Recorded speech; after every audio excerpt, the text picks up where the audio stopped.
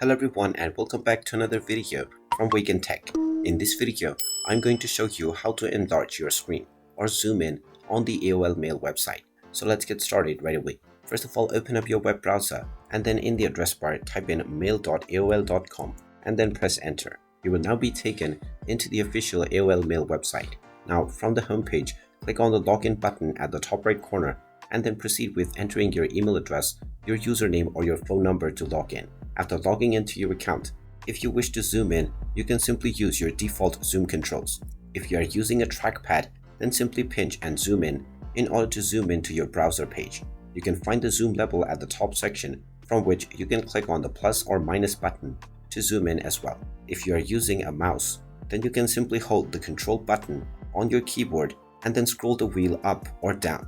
If you scroll up, this will zoom in, and if you scroll down, this will zoom out. And there you have it. That is how easy it is to enlarge your screen on the AOL mail. If you find this video helpful, make sure you hit that like button and subscribe to our channel if you haven't done so already. Also ring that notification bell to never miss another update from us. Thank you for watching and I will see you again in the next video.